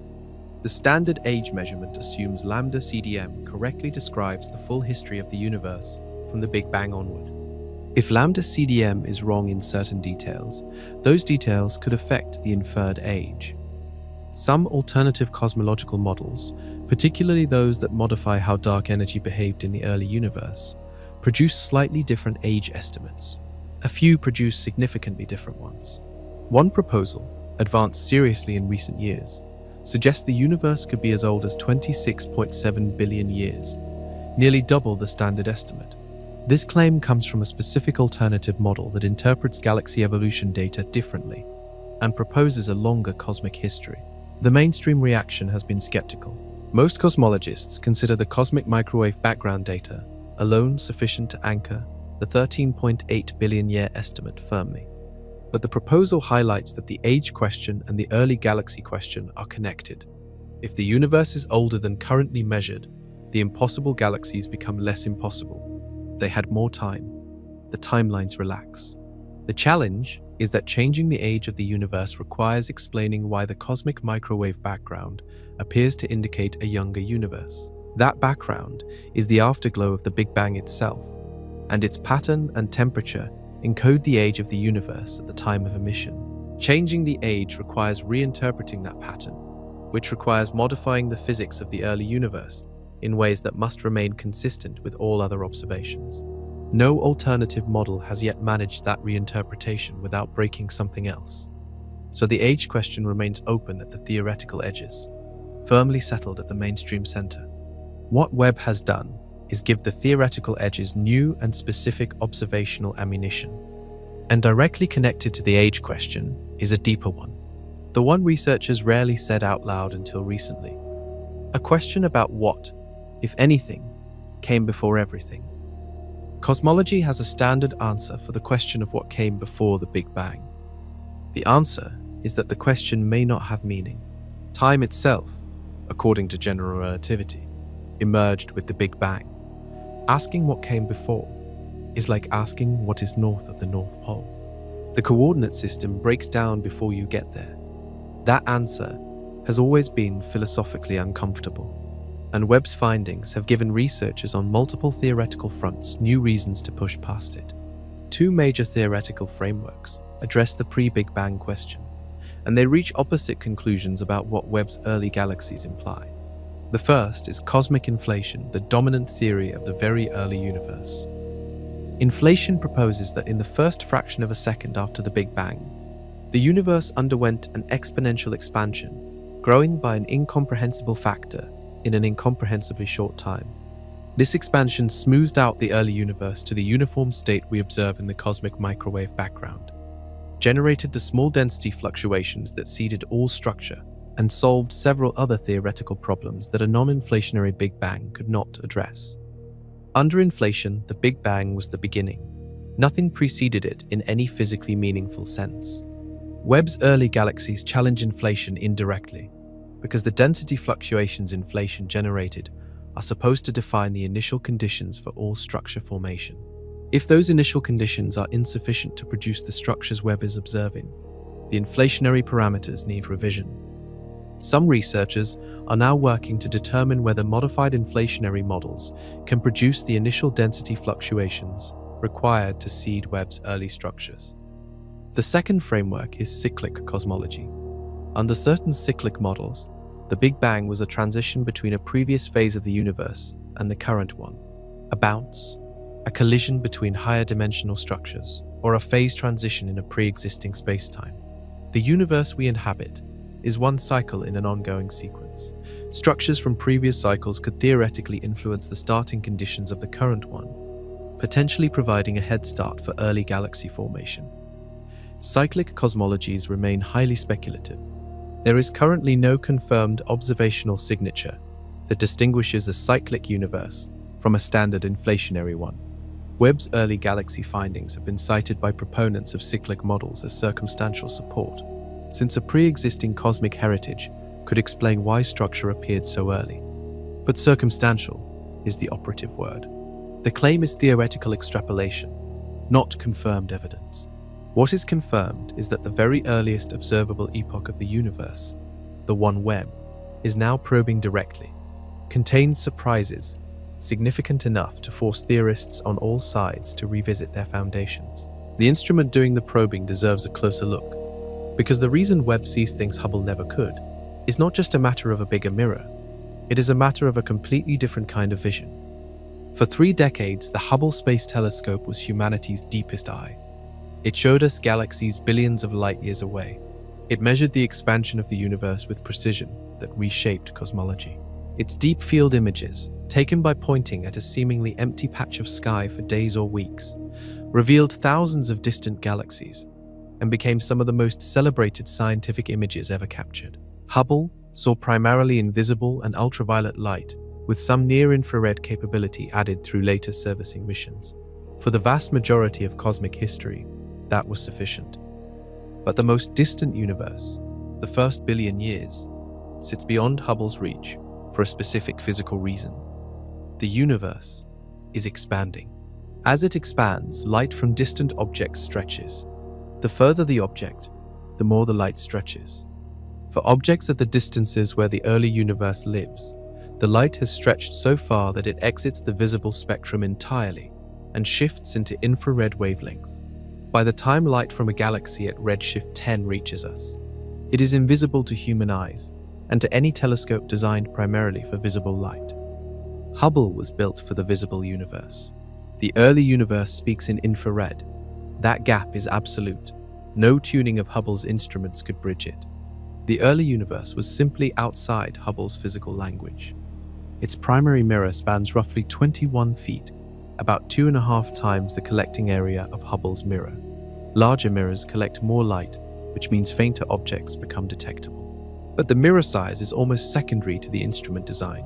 Every detector on Webb is tuned specifically for infrared wavelengths. Its sunshield, a 5-layer structure the size of a tennis court, blocks heat from the Earth, Moon, and star to keep the telescope cold enough that its own thermal glow does not overwhelm the faint infrared signals it is hunting. Webb operates at roughly negative 448 degrees Fahrenheit, just 40 degrees above absolute zero. At that temperature, the telescope itself stops being a source of infrared noise. The result is a telescope that can detect infrared sources roughly 100 times fainter than anything Hubble could see in that wavelength range. 100 times. That is the difference between seeing a distant campfire and detecting the warmth of a single candle at the same distance. When Webb looked at the same patches of sky Hubble had studied for decades, it found objects Hubble had no capacity to detect. Galaxies at redshifts of 8, 10, 12, 14, and beyond appeared in Webb's data like suddenly visible stars emerging after your eyes adjust to the dark. The transition from Hubble to Webb was not an incremental improvement. It was a categorical shift in observational capability, comparable to the shift from the naked eye to the first optical telescope. A door opened into a previously invisible era of cosmic history.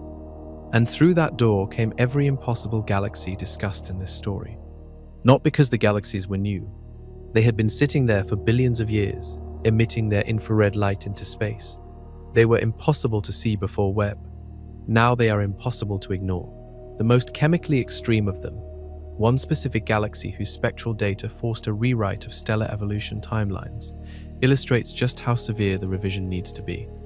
It did not announce itself dramatically. It appeared in Webb's survey data as a compact, relatively bright source at an extreme redshift. Standard procedure: flag it, add it to the spectroscopic follow-up queue, wait for confirmation. When the spectroscopic data came back, the research team ran their analysis expecting the usual result: a young galaxy, modest chemical enrichment, broadly consistent with the standard model, perhaps slightly ahead of schedule. Instead, the spectrum showed oxygen and carbon abundances approaching the levels observed in galaxies in the nearby universe, galaxies with over 10 billion years of chemical history behind them. This particular galaxy existed at a time when the universe was under 500 million years old. The chemical enrichment level required working backwards through stellar evolution models, demanded a history of intense star formation, running across multiple complete stellar generations, each cycle producing, dispersing, and reincorporating heavy elements into new stars. The minimum elapsed time for that chemical history, using the most aggressive star formation rates the models allow, pushed uncomfortably close to the age of the universe at the time of observation. Some analyses suggested the chemical history implied by the spectrum may have required more time than the galaxy had existed. That sentence deserves to sit alone for a moment. The chemical record inside the galaxy pointed to a history longer than the galaxy's confirmed age. Like reading tree rings in a sapling and counting more rings than years the tree has been alive. The research team considered instrumental effects. They checked for contamination in the spectrum. They reran the stellar population models with different input parameters.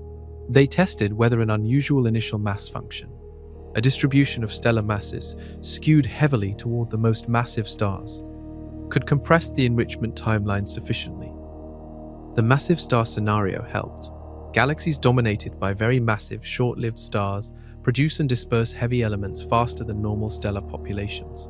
This is the population 3 connection again, suggesting that the very first stellar generations in this galaxy were dominated by extreme mass stars that lived and died in compressed timeframes.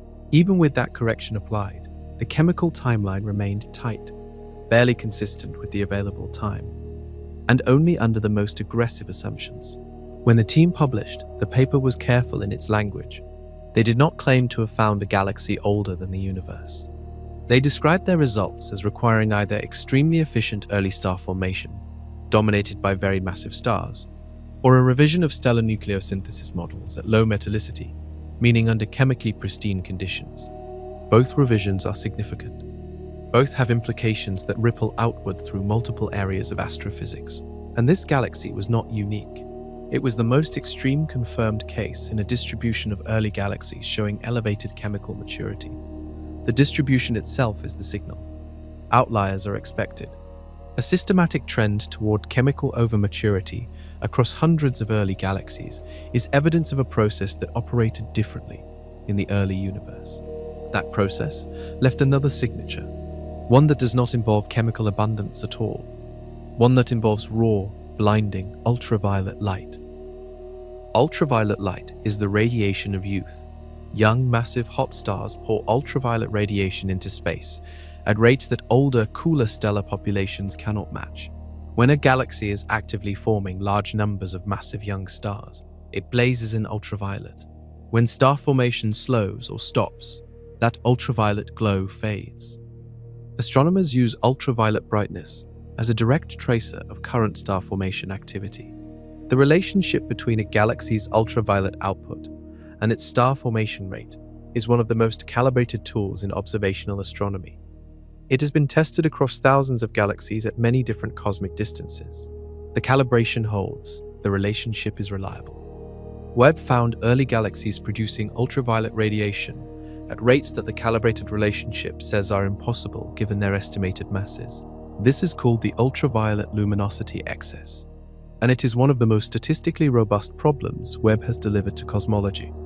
It appears across large galaxy samples. It is not driven by a handful of unusual outliers. It is a systematic offset.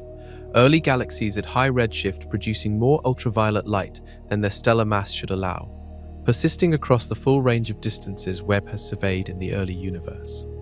The magnitude of the excess in some cases reaches a factor of 10. A galaxy producing 10 times the ultraviolet output expected for its mass is not a calibration error. It is a statement that either the mass estimates are dramatically wrong, or the stars inside these galaxies are producing light in a fundamentally different way. 3 physical explanations have been seriously proposed. The first returns to population 3, and extremely massive stars.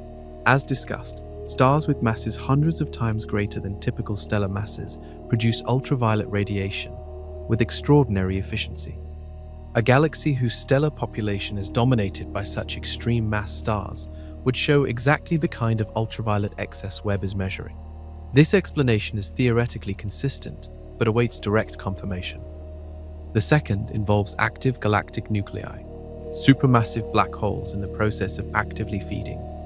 An actively feeding black hole produces enormous quantities of ultraviolet and higher energy radiation from the superheated disk of infalling material around it. If a significant fraction of the early galaxies Webb observes have active central black holes, their ultraviolet output would be boosted above what stellar populations alone could produce. Webb has confirmed active galactic nuclei in several early galaxies. Whether the fraction is large enough to explain the full ultraviolet excess across the population is still being determined. The third explanation is the most structurally challenging for the Standard Model. It proposes that the initial mass function itself, the distribution of stellar masses that forms in any given burst of star formation, was fundamentally different in the early universe.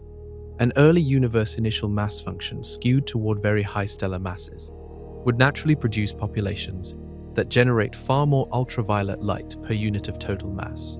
If the initial mass function was different early on, it means the basic rule governing how stars form changed over cosmic time. That is a significant revision to stellar physics, one that would propagate changes through essentially every area of galaxy evolution theory. The ultraviolet excess is confirmed, the cause is actively debated.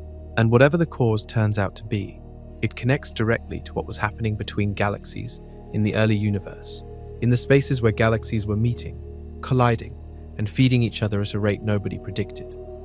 Galaxies are not isolated islands. They interact, they pass through each other, distorting shapes and triggering star formation. They collide and merge, combining their mass into larger systems. They strip gas from each other through gravitational tides. Galaxy interactions are a fundamental driver of evolution, and their frequency determines the pace at which the universe builds larger and more massive structures. Under lambda CDM, the galaxy merger rate peaks at around 2 to 3 billion years after the Big Bang, and declines as the universe expands and galaxies spread further apart. The early universe, before that peak, is predicted to have a lower merger rate because galaxies are still forming and the large-scale structure is still assembling. Webb observed the opposite. Multiple survey programs using Webb's imaging found galaxy pairs, interacting systems, and merger candidates at rates significantly exceeding lambda CDM predictions at early cosmic times. One study examining galaxies in the first 2 billion years found a merger fraction roughly 3 to 5 times higher than the model's predictions for that era. A higher merger rate in the early universe has compounding consequences. Mergers between gas-rich galaxies trigger intense bursts of star formation. The gravitational disruption compresses gas clouds, overwhelming the thermal pressure that keeps them from collapsing, and igniting stellar nurseries across both merging systems simultaneously. A galaxy experiencing a major merger can temporarily form stars at rates 10 to 50 times its typical baseline, a phenomenon called a starburst. If early galaxies were merging more frequently than predicted, they were triggering more starbursts, more frequently across a larger fraction of the cosmic volume. This provides a natural accelerant for the rapid mass assembly Webb keeps documenting. It also affects the central black holes. Galaxy mergers drive gas toward galactic centers, feeding central black holes and triggering active galactic nucleus activity. A universe with a higher early merger rate would produce more rapidly growing black holes at early times, which connects directly back to the oversized black holes Webb has confirmed. The merger rate discrepancy is real and confirmed across multiple independent programs. The explanation within the Standard Model requires adjusting the initial density fluctuations to produce a more clustered early universe, meaning galaxies were more likely to find each other and interact because they were born closer together than the model predicted. This clustering adjustment, like the dark matter halo efficiency adjustment discussed earlier, requires modifying the initial conditions of the universe. The conditions immediately following the Big Bang, encoded in the cosmic microwave background, would need to have been slightly different from their measured values to produce the observed clustering. That difference is small enough that the cosmic microwave background data cannot definitively rule it out. But it is a revision, one more place where the Standard Model needs to bend to accommodate Webb's observations. And there is one specific early galaxy that bends the model in a direction nobody expected. Because while most early galaxies show signs of dark matter doing exactly what the model predicts, one showed almost none at all. Dark matter is supposed to be everywhere. The Standard Model treats dark matter as the skeleton of all cosmic structure. Every galaxy sits inside a dark matter halo. The halo predates the visible galaxy, forms faster than ordinary matter can organize itself, and provides the gravitational well into which gas eventually falls. Remove the dark matter halo, and there is no gravitational seed around which a galaxy can form. No halo means no galaxy. That is the standard picture. It is held up across virtually every observation conducted over decades. Webb found an early galaxy that appears to violate it. The galaxy, confirmed at a distance placing it in the first 2 billion years of cosmic history, showed rotation and velocity measurements inconsistent with a massive dark matter halo. When astronomers measured how the stars inside this galaxy were moving, and compared those velocities to what a standard dark matter halo would predict, the numbers did not match. The stars were moving as though most of the mass inside the galaxy was the visible stellar mass alone, with far less dark matter than the model demands. In the local universe, similar dark matter-poor galaxies have been found, and they generated significant controversy. The prevailing explanation for those local cases involves tidal stripping, where a nearby massive galaxy gravitationally pulls dark matter out of a smaller companion over billions of years, depleting its dark matter halo. For an early galaxy at this redshift, the tidal stripping explanation is harder to apply. The universe at that age was not old enough for the long, slow process of tidal stripping to have depleted a full dark matter halo. The galaxy would need to have formed with very little dark matter from the beginning. That possibility challenges a fundamental assumption. If some galaxies can form and exist with minimal dark matter halos, the role of dark matter in galaxy formation is more complicated than the model assumes. Either dark matter distributes itself unevenly in the early universe, in ways current models do not capture, or some other mechanism can substitute for the gravitational anchoring dark matter is supposed to provide. Some researchers have proposed modified theories of gravity as an alternative framework. Under certain modified gravity models, ordinary visible matter produces stronger gravitational effects at low accelerations than standard gravity predicts, potentially removing the need for dark matter in some regimes. These models have had mixed success explaining other observations, and remain controversial. The early dark matter poor galaxy is a confirmed anomaly. The explanation is actively contested, and it deepens the already substantial pressure on the standard model from a completely new direction. The behavior of dark matter itself, under early universe conditions, may have been different from current assumptions. That possibility connects to a theoretical proposal that has gained significant traction as cosmologists try to reconcile Webb's findings with the existing framework without abandoning it entirely. A proposal that adds a new ingredient to the universe's energy budget, specifically tuned to operate in its earliest chapters. Dark energy is the force driving the universe's accelerating expansion. It was discovered in the late 1990s through observations of distant supernovae, and its existence is confirmed by multiple independent measurement methods. In the Standard Model, dark energy is a constant property of empty space, a fixed energy density that does not change over time, and has been present at the same level throughout cosmic history. That constancy is an assumption, a well-motivated one, but still an assumption. Some cosmologists have proposed that dark energy was different in the early universe. Specifically, that there was an additional component of dark energy that was active only during the first million years or so of cosmic history, and then diluted away, leaving the universe with only the constant dark energy component we observe today. This hypothetical component is called early dark energy.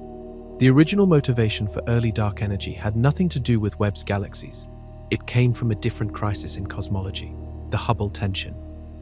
But early dark energy, introduced to address the Hubble tension, turns out to have interesting side effects on early galaxy formation. By modifying the energy content of the early universe, early dark energy models alter the rate at which density fluctuations grow into structure. In some versions, the modification produces faster early structure growth, which would allow dark matter halos to build mass more quickly, giving galaxies a head start on assembly. This makes early dark energy a candidate solution for multiple Webb-related problems simultaneously.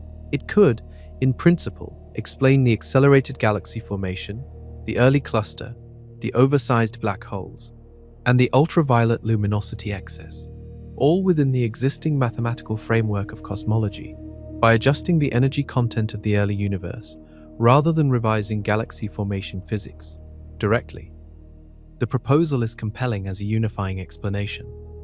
It is also currently unconfirmed. Observational constraints on early dark energy are significant. The model must remain consistent with the cosmic microwave background, with nucleosynthesis, and with the large-scale structure of the intermediate distance universe. Several versions of early dark energy have been ruled out or severely constrained by these tests.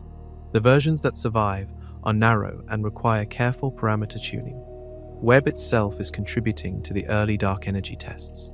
By measuring the galaxy population across a range of early universe epochs with high statistical precision, Webb is providing the observational data against which early dark energy predictions can be checked. Some versions of the model make specific, testable predictions about galaxy abundance and properties that Webb is now in a position to verify or falsify. The tension between the standard model and Webb's observations does not exist in isolation. It connects to other cracks in the cosmological framework that were already there before Webb launched. And the deepest of those cracks runs through the measurement of the universe's expansion rate itself. There are two ways to measure how fast the universe is expanding. The first looks backward. Astronomers analyze the cosmic microwave background, the ancient light released 380,000 years after the Big Bang, and use the pattern of temperature fluctuations embedded in it to calculate the expansion rate of the universe. This method anchors itself firmly in the early universe. It produces a precise number. The second looks around.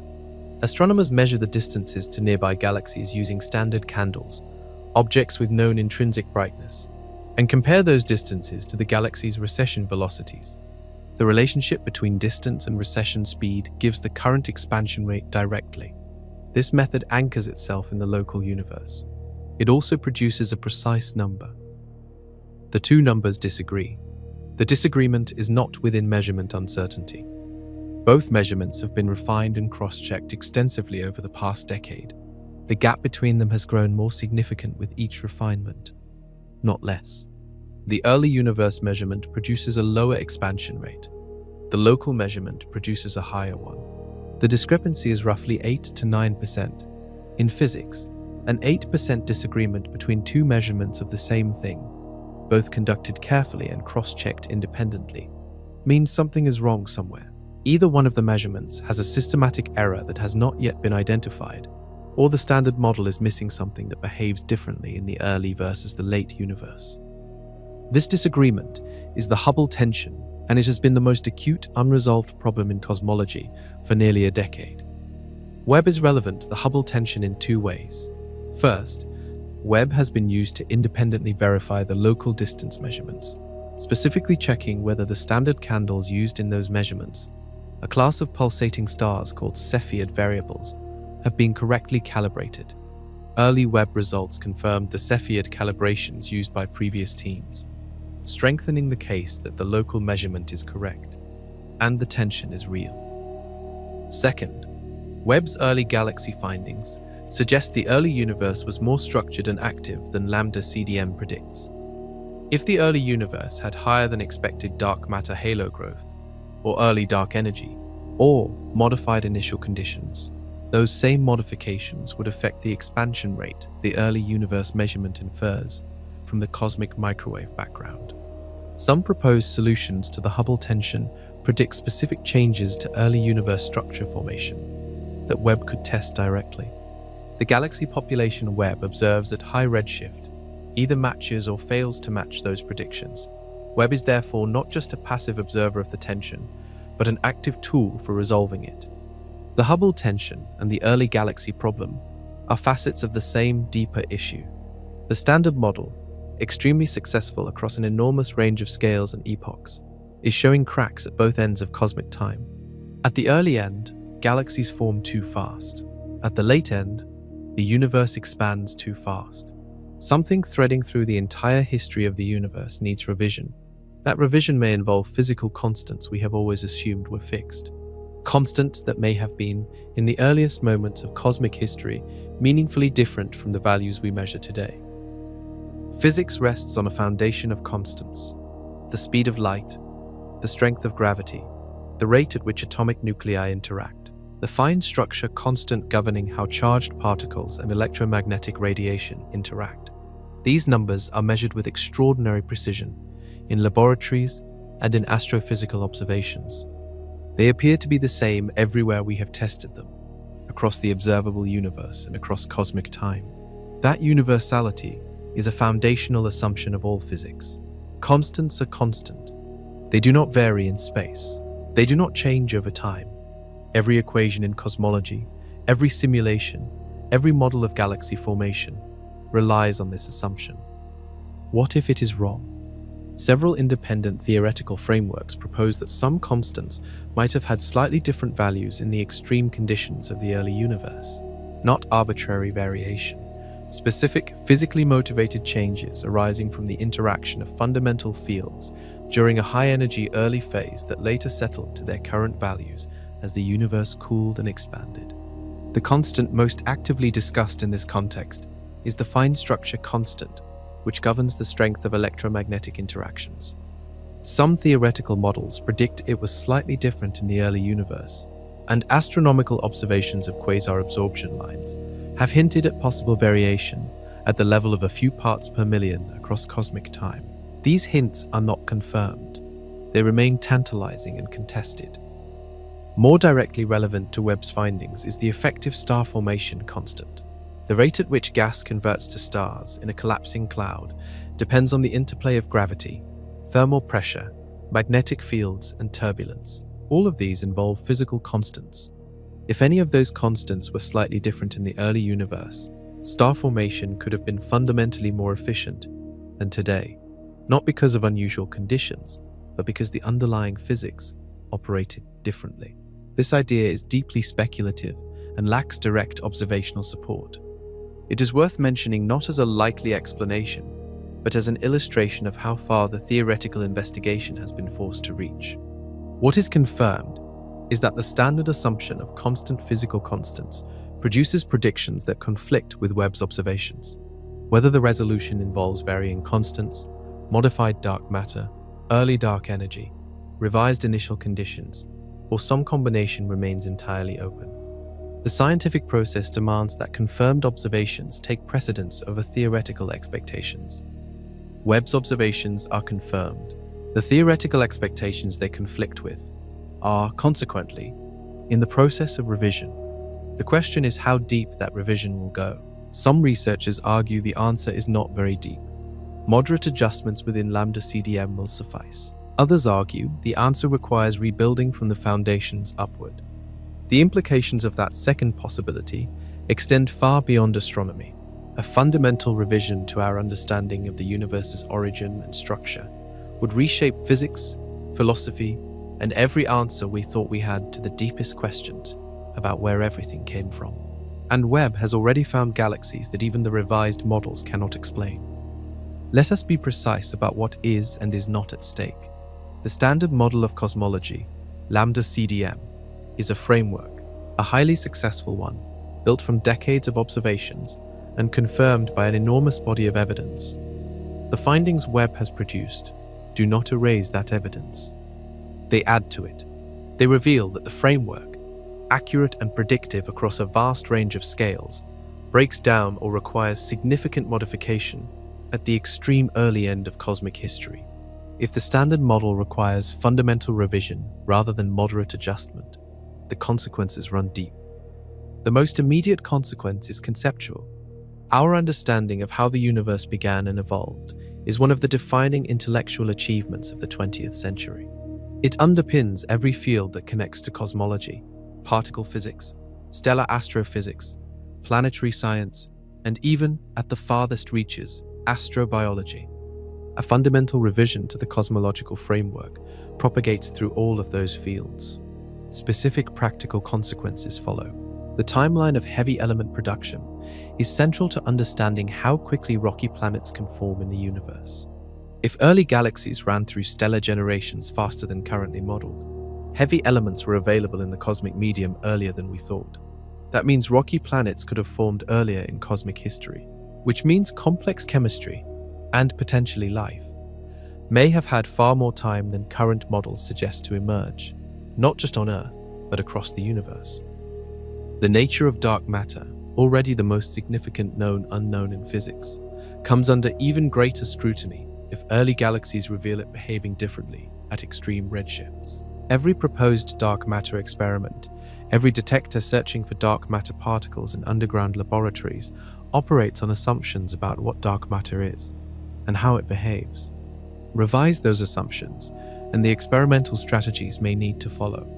The Hubble tension, if resolved by a revision to early universe physics, could point toward new particles, new fields, or new interactions that extend beyond the standard model of particle physics.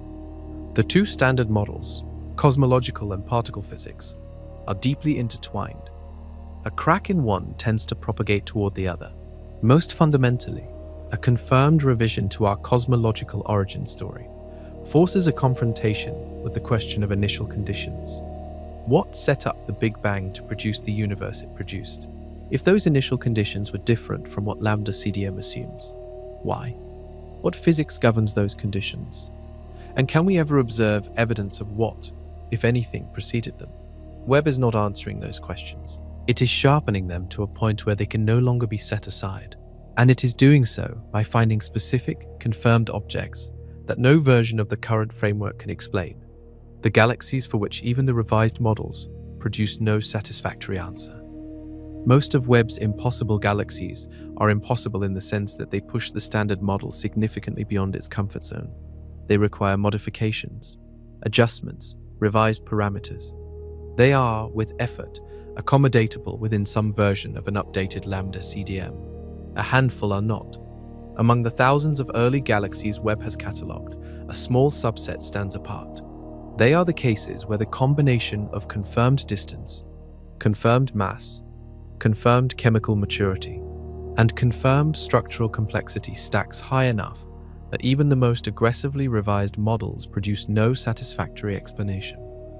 One category involves galaxies at extreme redshifts with stellar masses so large that producing them within any lambda CDM variant, however modified, would require conditions that violate other confirmed observational constraints.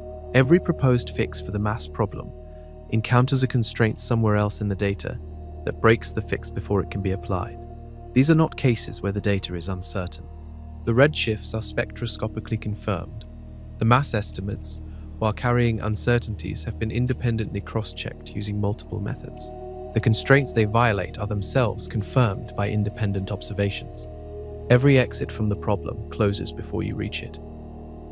A second category involves the combination of structural maturity and chemical complexity in the same object. Individual galaxies showing extreme chemical enrichment can be explained by invoking unusual stellar populations. Individual galaxies showing unusual structural maturity can be attributed to rare formation pathways. But galaxies showing both simultaneously, at confirmed extreme distances, strain every proposed explanation to breaking point. For these objects, the response from the cosmological community has been honest. Some papers use language like, currently inexplicable within existing frameworks. Others flag them as priority targets for follow-up observations, not because better data will make the problem disappear, but because the better data might reveal a new physical mechanism that could absorb the anomaly. That is the scientific response at its best. Acknowledge what the data says. Acknowledge that no current explanation works. Search for new physics rather than forcing the data into an inadequate model. The honest answer, as of the current state of the field, is that a small but significant fraction of Webb's most extreme early galaxy discoveries cannot be explained. They are real, they are confirmed, and they are waiting for a theoretical framework capable of containing them. And Webb is not finished. The telescope has a designed operational lifetime of at least 20 years. It has been in operation for a fraction of that time. The survey programs underway represent a small portion of what the instrument is capable of delivering. The follow-up spectroscopic programs, gathering the precise chemical and kinematic data needed to confirm or revise the most extreme candidates, are still accumulating. Every month, new data arrives. Every month, the picture of the early universe sharpens. Webb is pointing at the edge of everything. Right now, as you listen to this, the telescope is 230 miles per hour in the wrong direction to catch with the spacecraft. Drifting in its gravitational equilibrium point a million miles from Earth, gathering infrared photons that have been traveling for over 13 billion years. Some of those photons left their sources before the Earth existed, before our star existed, before half the stars visible in the night sky were born. The current observational programs include some of the most ambitious deep field surveys ever attempted. One program is accumulating hundreds of hours of exposure time on a small patch of sky, building toward a dataset an order of magnitude deeper than the first Webb deep field images. At those depths, the expectation is to push confirmed galaxy detections to redshifts of 15, 16, possibly higher, corresponding to cosmic times under 250 million years after the Big Bang. Nobody knows exactly what will appear at those distances. The standard model predicts essentially nothing. At redshift 15, the universe was so young that even the accelerated galaxy formation Webb has documented at lower redshifts should not yet have produced detectable objects. The model's predictions, even in their revised forms, fade towards zero at these extreme distances. Webb has a history of finding things where models predicted nothing. A separate program is targeting candidate population 3-star signatures in existing data, pursuing the objects identified as the most likely hosts of first-generation stellar populations. Confirmation of population 3 stars would rank among the most significant astrophysical discoveries ever made. It would close the last direct observational gap in the story of stellar evolution, from the first starlight to the complex stellar chemistry that built the atoms in your cells. Another program is mapping the large-scale structure of the early universe across a wide field, building a three-dimensional picture of how galaxies, dark matter, and cosmic filaments were arranged in the first 2 billion years. This map will either confirm or challenge the clustering predictions that several competing cosmological models make at these early times. It is, in effect, a direct test of the initial conditions of the universe. And Webb is gathering in parallel the spectroscopic data needed to resolve the most extreme galaxy candidates that photometric surveys have flagged over the past 3 years. For each confirmed impossible galaxy that has forced a revision to the theoretical framework, there are dozens of candidates awaiting the precise measurements that will confirm or refine them. The history of this telescope, even in its short operational life, is a history of the universe being stranger than anyone predicted. Every time cosmologists adjusted their expectations and looked again, Webb found something further outside those expectations. The pattern has been consistent enough that the most honest prediction for what comes next is simply this. Whatever it is, the models did not see it coming. The universe began in conditions we do not yet understand, structured itself in ways our best theories still struggle to reproduce, and has been filling a telescope we built in blind faith with images that shake the foundations of what we thought we knew. We are watching a field rewrite itself in real time, galaxy by galaxy, redshift by redshift, one confirmed impossibility at a time. Webb keeps looking, and the early universe keeps answering in a language we are only beginning to learn.